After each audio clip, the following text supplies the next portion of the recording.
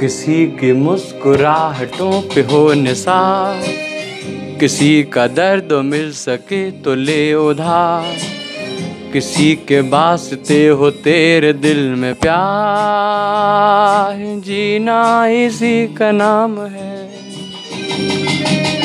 किसी की मुस्कुराहटों पे हो निसार, किसी का दर्द मिल सके तो ले उधार, किसी के वास्ते हो तेरे दिल में प्यार,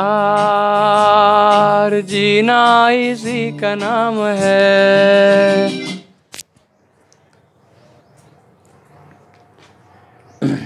मेरे प्यारे मित्रों नमस्कार। आज हम आपके सामने लेके आए एक विशेष टॉपिक जो कि बहुत ज़रूरी है आप लोगों को जानना। बहुत सारी लोग हमसे कहते हैं कि सर हम पढ़ाई करते हैं मगर क्या है हम भूल जाते हैं, है ना। तो हम लंबे समय तक कैसे याद रखें, हम अप्रॉक्स 100% अपना कैसे दे पाएँ, हम चीज़ों को कैसे याद रखें, ठीक। तो मैं उसके बारे में बताता हूँ। बेसिकली आज जो हम टॉपिक पढ़ाने वाले हैं वो इसी के पीछे है कि हम how to read, how to learn, हम सीखें कैसे, हम कैसे चीज़ों को एक लंबे समय तक कैसे याद रखें, वो हम तरीका लेके आए हैं। है क्या कि जैसे जैसे आप अगले क्लास में पहुंचोगे, आप आईएएस की कोचिंग करोगे, बड़ी बड़ी कोचिंग करोगे, तब आप चीज़ों को सीखते जाओगे। मगर कभी कभी सीखने में हमें बहुत देर हो जाती है और हमें लगता है कि शायद अगर हमें ये मेथड पहले पता होता तब हम लाइफ में बहुत अच्छा कर पाते। तो मैं चाहता हूँ कि ऐसी कोई दिक्कत ना आए, आपको ऐसा महसूस ना हो कि आपको किसी ने बताया नहीं। तो आज मैं वो तरीका बताने वाला हूँ जिसको फॉलो करके एक नॉर्मल सा लड़का टॉपर बन जाता है। शिवखड़ा की एक बात आप लोगों ने सुनी होगी, वो बोलते हैं कि टॉपर आपसे कुछ अलग नहीं करते, टॉपर बस हर काम को अलग तरीके से करते हैं। आज हम आपको वो तरीका बताएंगे कि टॉपर करते क्या हैं। बेसिकली जैसे आपको मालूम है, मुझे एक्सपर्ट से बात करने की बहुत आदत है। मैं डिफरेंट फील्ड में एक्सपर्ट से बात करता रहता हूँ। तो आज एक हमारी उम्र का एक लड़का है जो एक्सपर्ट है इस एरिया का, जिसे बहुत साल टॉपर रहने का अनुभव प्राप्त है। आज हम उसका वो अनुभव का पिटारा और एक्चुअली एक सीक्रेट आपको बताने जा रहे हैं जो बताएगा कि टॉप कैसे करते हैं। देखो जल्दी हमारी चैनल के जो है जो हमारे एक पोस्टर है या कुछ भी खरीदिए तो वो क्या आ जाएगा। तो उसमें मैंने अपनी कोचिंग को बनाने के 3 पिलर्स लिखे हैं। 3 हमारे महत्वपूर्ण कॉन्सेप्ट हैं जिनके ऊपर हमारी पूरी कोचिंग को टाइम देने का सब कुछ लाइफ में डिसाइड है। एक पिलर मैंने बनाया है। वो कॉन्सेप्ट सिर्फ इतना सा है, मैं ये चाहता हूँ 3 बातें। पहली बातें, कोई डिप्लोमा या बीटेक से जो बच्चा निकले उसकी परसेंटेज 80 से ऊपर हो, पहली कंडीशन। दूसरी कंडीशन, बच्चा डिप्लोमा बीटेक से निकले तुरंत सरकारी नौकरी या फिर बहुत अच्छी नौकरी उसके पास हो, दूसरी कंडीशन। तीसरी हमारी बहुत महत्वपूर्ण, जहाँ से बात शुरू हुई, जहाँ से कोचिंग बनाने का एक कॉन्सेप्ट जनरेट हुआ माइंड में, वो था कि आजकल बहुत महंगी कोचिंग खुल गई हैं और एक मिडिल परिवार के और पूरे परिवार के बच्चे की कैपेसिटी नहीं है कि वो पढ़ सकें। मैं पढ़ाई पर अधिकार सबका है।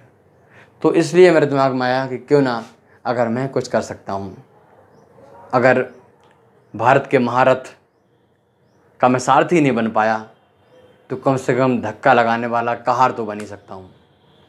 बस ये प्रयास है मेरा और मुझे लगता है कि इस प्रयास में हमें बहुत लोगों का साथ मिला है और कंटिन्यू मिलेगा और हमारा जो आने वाला स्वर्णिम भारत है वो तैयार होगा। बहुत ही ज़्यादा रोचक तरीका है जो मैं बताने वाला हूँ। इस तरीके को बताऊँ इससे पहले मैं उस एक्सपर्ट के बारे में आप थोड़ा बताता हूँ।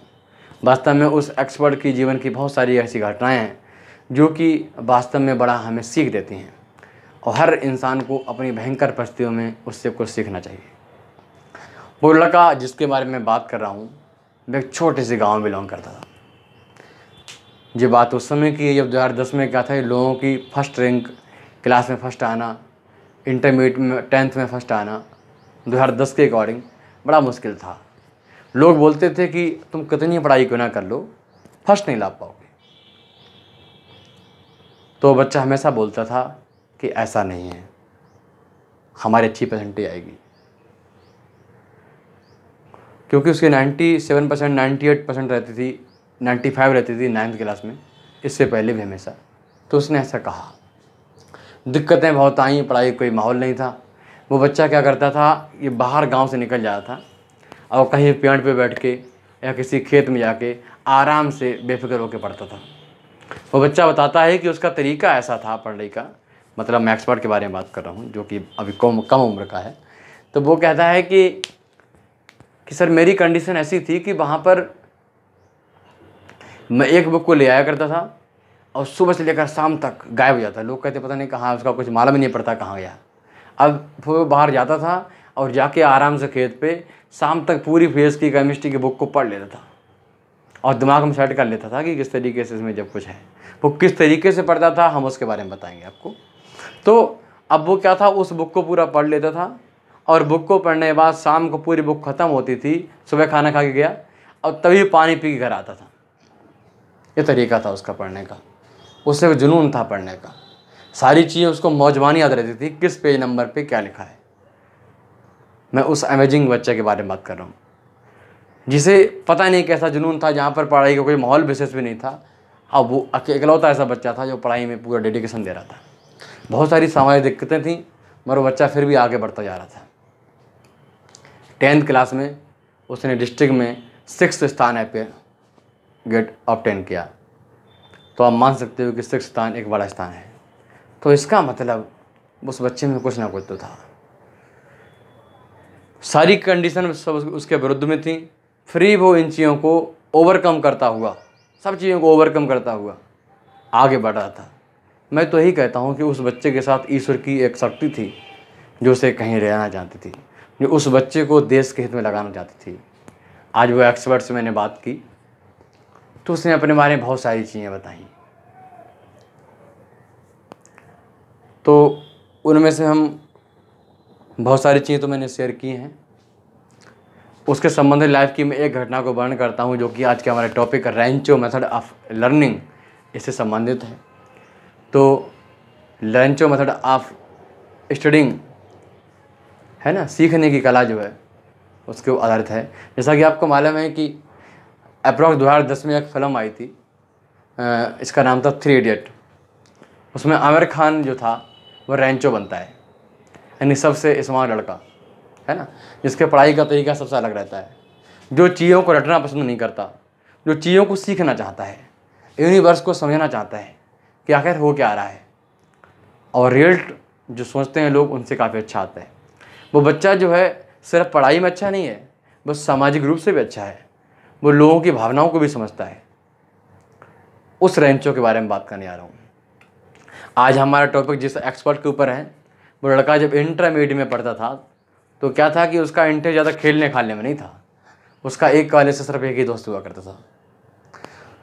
जब वो लड़का बैठा हुआ था क्लास में तो क्या था कि अचानक एक लड़का घूम के आता है, चारों तरफ से राउंड लगा के रनिंग कर रहा होता है, खेल रहा होता है।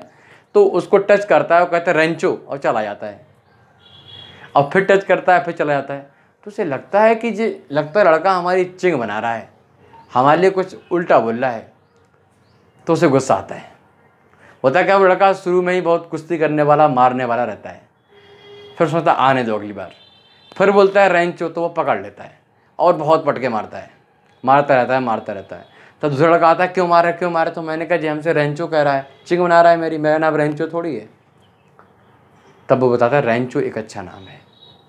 रेंचो उस लड़के की कहानी है जो क्या है कि सबसे अलग है, जिसके जीवन जीने का अंदाज ही अलग है, जो दुनिया के किसी भी रिस्क, किसी भी अपोजिट परिस्थिति का सामना करने को 24 आवर तैयार रहता है। तो आज हम शुरू करते हैं। बहुत चंद मिनट की यात्रा है हमारी इस वीडियो की। इस मेथड की। बने रहिए हमारे साथ, तो सीखते रहिए कि हमें पढ़ना कैसे है। ये वो तरीका है जिससे आप किसी भी एग्ज़ाम, कंपटीशन एग्ज़ाम, किसी में भी आप मैक्सिमम मार्क्स स्कोर कर सकते हो। और आप पढ़ते कैसे हो, सीखते कैसे हो, उसके बारे में बताते हैं। देखो, रेंचो मेथड में सबसे पहले आता है आर। सबसे पहले आता है आर। आर का मतलब है रीडिंग। रीडिंग सबसे पहले आपको कोई भी टॉपिक है, हमने क्या काम किया, एक टॉपिक सेलेक्ट कर लिया। आपको करना क्या है, आपको जो है, आपको उस टॉपिक को बहुत ध्यान से पढ़ना है। ठीक, आपको सबसे ज़्यादा टाइम इसमें लगाना है। कौन से वाले पार्ट में, रीडिंग में।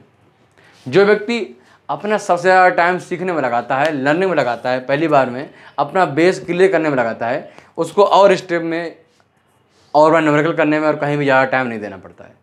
सबसे ज़्यादा टाइम यहाँ लगना चाहिए। आपको step by line, word by word आपको हर चीज़ पढ़नी है, पूरा पढ़ लेना है। ठीक, आपको नॉर्मली समझ में आ रहा होगा क्या लिखा है।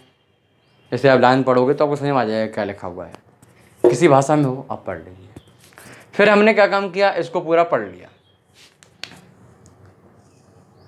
ठीक, फिर क्या करना है, फिर आपको ए फॉर एनालिसिस करनी है।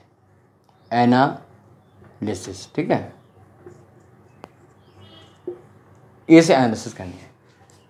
एनालिसिस का मतलब क्या है, हम जब टॉपिक को पढ़ लेते हैं फिर किताब को हम बंद कर देते हैं। क्या करते हैं, किताब को बंद कर देते हैं। मैं उस बच्चे के बारे में बता रहा हूँ जो एक्सपर्ट है हमारे आज इसका वीडियो का, जो कि जिस तरीके से पढ़ता था, और वो बच्चा वो एक बार नहीं, अब तक की लाइफ में अप्रॉक्स 16 से 17 बार टॉपर रहा है बचपन से ही। तो मैं उस बच्चे की कहानी बता रहा हूँ। दूसरा स्टेप हमारा एनालिसिस का। तो कैसे एनालिसिस करते हैं किसी भी टॉपिक की, तो हम लोग क्या करेंगे कि टॉपिक मैंने पढ़ लिया है, हमें पूरी बात समझ में आ गई है, और हम फिर क्या करेंगे, बुक को एक साइड से कर देंगे और अलग हट जाएंगे बुक से, और सोचेंगे कि अब तक हमने पढ़ा क्या है, ये टॉपिक हमें क्या समझाना चाह रहा है। ठीक, हम उस टॉपिक की डेप्थ में जाएंगे विदाउट बुक को देखे हुए कि आखिर हमने क्या पढ़ा है, क्या क्या है। हम माइंड में सब कुछ सेट कर लेंगे, हम उन चीज़ों को किसी एग्जाम्पल से रिलेट कर लेंगे, हम जोड़ लेंगे, समझ लेंगे, अपनी भाषा में समझ लेंगे। फिर हम क्या करेंगे, फिर हम करेंगे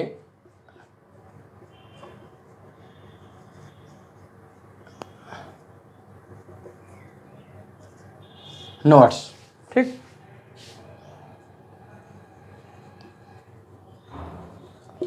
फिर हम नोट्स मेकिंग के बारे में बात कर रहे हैं। फिर हम एक नोट्स बनाएंगे, जो कि आप नोट्स बनाते हो, हम बिल्कुल वैसा ही नोट्स बनाएंगे। कोई टॉपिक हमने पढ़ा है, जैसे मैंने पढ़ा विस्कोसिटी, तो पहले उसमें बताएगा विस्कोसिटी क्या होती है, तो बताएगा, डेफिनेशन देगा, डेफिनेशन कई देगा, कई तरीके समझाएगा, मैं समझ में आगे विस्कोसिटी ये होती है। फिर विस्कोसिटी को कैसे होता है, फार्मूला क्या है, एक्चुअल होता कैसे है, उसका एग्जाम्पल, फिर उसका लाइफ संबंधी एग्जाम्पल, पर्टिकुलर एग्जाम्पल, जो भी एग्जाम्पल हैं वो लिख लेंगे। वो क्या, नोट्स बन गया। लड़के करते क्या है गलती कि पहले रीडिंग करते हैं फिर सीधे नोट्स बनाने लगते हैं, तो ये तरीका गलत है। हमें पहले एनालिसिस करनी है। एनालिसिस करने से होगा ये कि आप जो अपना नोट्स बनाओगे वो नोट्स आपकी अपनी भाषा में हो जाएगा, क्योंकि आपने एनालिसिस कर रखी है, आप एक्चुअली समझ गए हो कि इसमें दिया क्या है, जो समझ गए हो आप उसी को आपको उस नोट्स में लिखना है, और उस नोट्स को आपको अपनी भाषा में लिखना है। जैसे कि मैंने कई वीडियो में आपको बताया था, जैसे सर्वो प्रॉब्लम और रेगुलेटरी प्रॉब्लम, तो मैंने कहा यहाँ पर दो इनपुट हैं, पहला इनपुट सेट पॉइंट, दूसरा इनपुट लोड वेरिएबल बाहर से डिस्टर्बेंस, और एक आउटपुट है। तो मैंने कहा कि हम याद रखेंगे सर ने हमें समझाया, सर मतलब S R, S servo problem पहले, आर रेगुलेटरी प्रॉब्लम, यानी पहले वाला इनपुट और आउटपुट लेंगे, यानी आउटपुट और इनपुट लेंगे पहले वाला, तो हमें सर्वो प्रॉब्लम मिलेगी। आर बाद में आ रहा है तो बाद वाला इनपुट, रेगुलेटरी प्रॉब्लम में क्या है, दूसरा वाला आउटपुट लेंगे, इसका मतलब पहले वाले में कोई चेंज है, वो जीरो हो रहा है, वो कांस्टेंट है। तो इस तरीके से एग्जाम्पल लेके समझे के हमने भाषा में उसको सिंपल में हम पहले नोट्स बनाएंगे उसको, और मान लो नोट्स में 10 पॉइंट हैं तो उन पॉइंट को शॉर्ट फॉर्म में लिख लेंगे। जैसे लिखा हुआ है इसके बारे में, रीडिंग स्टेप हो गया, एनालिसिस हो गया, इन सब बारे में जानते हैं हम। फिर इनका रेंचो मैंने अलग से लिख दिया, ऐसे करके नोट्स में लिख दिया साइड से रेंचो। तो हमें अगर रेंचो याद कर लेंगे तो याद आ जाएगा रेंचो मतलब क्या था। रेंचो मतलब क्वेश्चन था एक, उसमें आर था, रीडिंग था, ए एनालिसिस था, एंड नोट्स मेकिंग था, वगैरह वगैरह। अब वो क्या है आपको पता होना चाहिए, जब थोड़ी आप पढ़ोगे तो आप कभी नहीं बोलोगे उसको। नोट्स मेकिंग होगी तो आपको एनालिसिस के बाद ही नोट्स मेकिंग करनी है, और ये आपको अपनी भाषा में लिखना है। यहाँ पर आईआईटी कोचिंग देते हैं कोटा में एक मिस्टर एनवी सर हैं, जिन्होंने बड़ा जोर दे के एक बार बताया था कि नोट्स मेकिंग जो है, कभी कोई टीचर पढ़ा रहा है, कोई बुक पढ़ रहे हो, कोशिश कर नोट्स को अपनी भाषा में लिखो। अगर आपको दिक्कत हो रही है इंग्लिश लिखने में, आपको हिंदी में लिख लो, उसको अपनी भाषा में लिख लो, आपको बात समझ आनी चाहिए। एपीजे कलाम साहब ने भी कहा था तकनीकी उस दिन इंडिया की दुनिया में सबसे ऊपर होगी जब हम अपनी भाषा में कोई चीज़ पढ़ेंगे। हमारा जो है एक कह दो कि बैड लक है कि हम जो है प्रॉपर तरीके से अपनी भाषा में, हमारी बुक्स नहीं है तो हम दूसरी भाषा की किताबों को पढ़ते हैं। उसके ऊपर काम चल रहा है, भारत जल्दी इसमें ग्रो करेगा। नोट्स मेकिंग तीसरा स्टेप हुआ। आप जब रीडिंग कर लोगे, एनालिसिस कर लोगे, नोट्स बना लोगे, उसके बाद आपको एक चौथा स्टेप करना है। टॉपिक वही है, सिंपल सा वही पेज है हमारे पास, एक पेज का, उसी ऊपर बता रहा हूँ, उसी के ऊपर आपको करना है सब कुछ एक स्टेप में। फिर आपको करना है क्रिटिकली एग्जामिनेशन।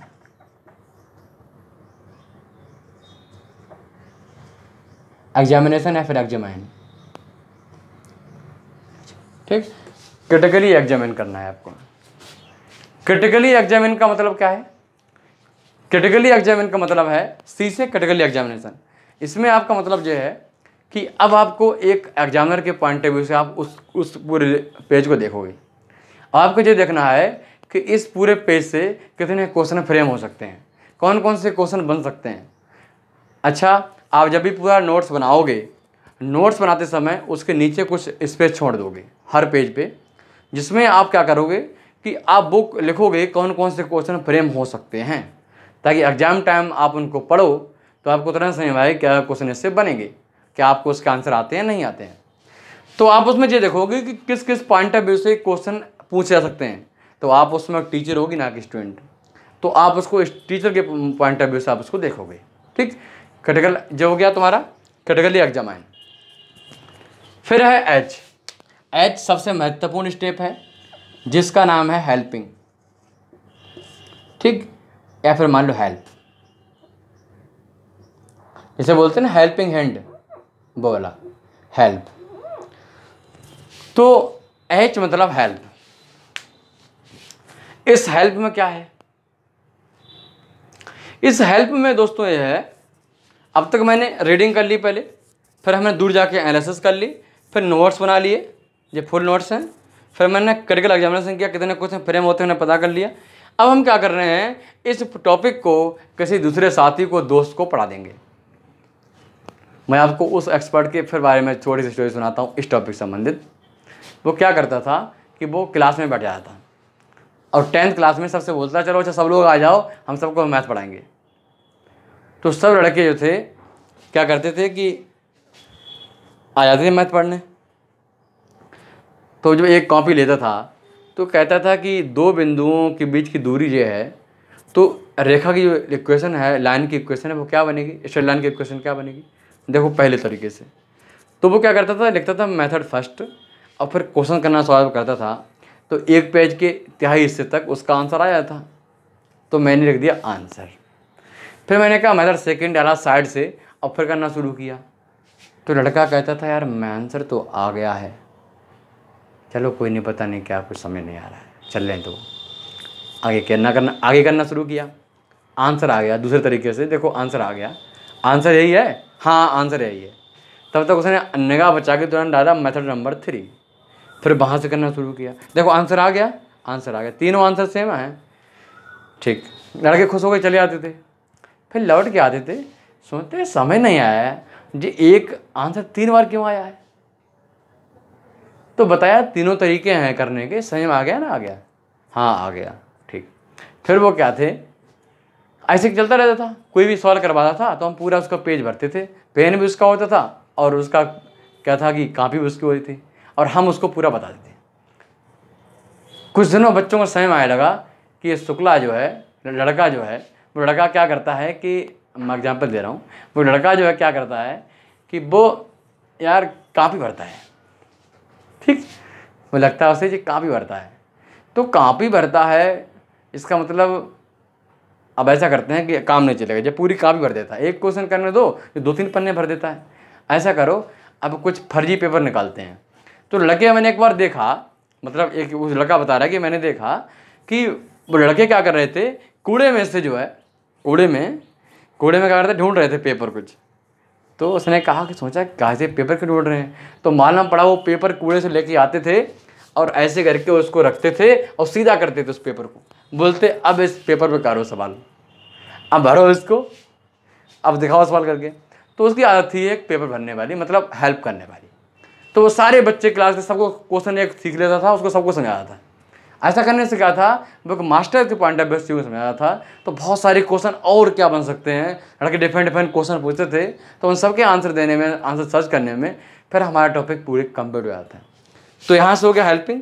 लास्ट में बचा ऑप्टिमाइजिंग, ऑप्टिमाइजेशन। ठीक दोस्तों, ऑप्टिमाइजेशन एक बहुत महत्वपूर्ण इसका पार्ट है। यहाँ पर इसको हम क्या बोलते हैं, हम इसको बताते हैं शॉर्ट नोट्स।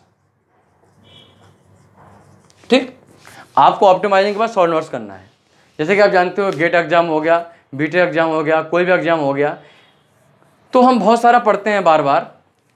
तो हम उसमें जब हमें समझ में आता है कि पूरे इस पेज में खाली एक लाइन हमें याद रहे तो हमें पूरी बात समझ में आती है, खाली एक ही लाइन हमें जरूरत याद करने की। अरे यहाँ तक हमें पहला फॉर्मूला शुरू मालूम पड़ेगा कैसे करते हैं, फिर तो आगे हम टाइप कर देंगे। तो बस उसी लाइन को हम लिख लें उसमें, यानी पूरे पेज को हमें दोबारा नहीं पढ़ना पड़ेगा, हम सिर्फ उसी को लिख लेंगे। ऑप्टिमाइजेशन में हम पूरी बुक का शॉर्ट नोट जब बनाते हैं तो मुश्किल से वो 5-6 पेजों में बन जाता है, पूरे सिलेबस 5-6 पेजों में कवर हो जाता है। तो एग्जाम टाइम या फिर बीच बीच में रिवाइज करते समय आपको सिर्फ उन 5-6 पेजों को ही पढ़ना है, आपको पूरा नहीं पढ़ना है। नोट्स हम ऐसे बनाते हैं ताकि हमें ऐसा ना हो कि फिर पूरा पढ़ना पड़े।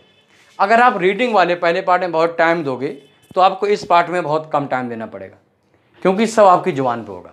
वो एक्सपर्ट हमें बताता है कि एक्चुअली है क्या, कि वो जो एक्सपर्ट है वो कहता है कि मेरे सारी बुक्स उसको रटी हुई थी, ये बोल रहा है कि हमें सब कुछ आता था, सिर्फ क्वेश्चन किया और आंसर, हमें पेज नंबर हमारे आंखों सामने बन जाता कि किस पेज नंबर पर लेफ्ट में या फिर राइट में, कि उसका कहाँ पे लिखा था, उसकी क्या लोकेशन थी पेज पे, क्वेश्चन की, उस टॉपिक की सब पता था।